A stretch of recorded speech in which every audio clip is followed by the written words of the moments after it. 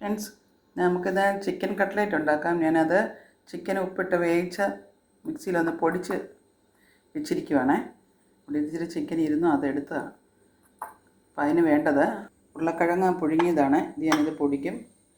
ഇത് എല്ലാവർക്കും അറിയാമല്ലോ, പച്ചമുളക്, ഉള്ളി, വേപ്പില, മല്ലിയില, ഇനി വേണമെങ്കിൽ ഇച്ചിരി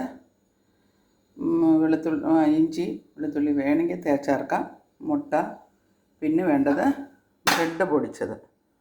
ഇനി നമുക്കിത് ഉണ്ടാക്കാം. ഇതിലേക്ക് നമ്മൾ പാൻ ചൂടാക്കി വെച്ചിരിക്കുകയാണ്. അതിലേക്ക് ഞാൻ നമ്മളെടുത്ത് വെച്ചിരിക്കുന്ന മിക്സൊക്കെ ഇതിലേക്ക് ചേർക്കുന്നു. ചെറു തീ വേണം, മീഡിയം. ഇത് നല്ല ഒന്ന് വഴറ്റിയെടുക്കാം, ബ്രൗൺ കളർ വരെ. അതിൽ ഉപ്പിട്ട് കൊടുക്കാം, മല്ലിയിലയൊക്കെ നമുക്കിതിനകത്ത് ചേർക്കാം. ശേഷം ഇഞ്ചി ഒന്ന് ചേർത്ത് കൊടുക്കാം, ഇഞ്ചി പേസ്റ്റ് ആക്കാം. ഇതിൻ്റെ ആവശ്യാനുസരണം എടുക്കാം. ഈ കളറാകുമ്പോഴത്തേക്ക് നമുക്ക് ഉരുളക്കിഴങ്ങ് പൊടിച്ചത് ചേർത്ത് കൊടുക്കാം. പൊടിച്ചതെല്ലാം നന്നായിട്ടൊന്ന് മിക്സ് ചെയ്ത് കൊടുക്കാം. ഇതിലേക്ക് നമുക്ക് ചിക്കൻ ഇട്ട് കൊടുക്കാം.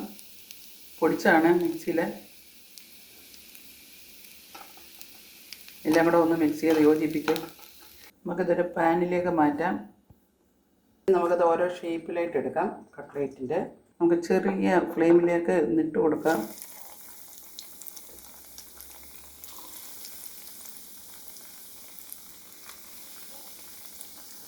നമ്മുടെ ചിക്കൻ കട്ട്ലേറ്റ് റെഡി ആയിരിക്കുകയാണ്.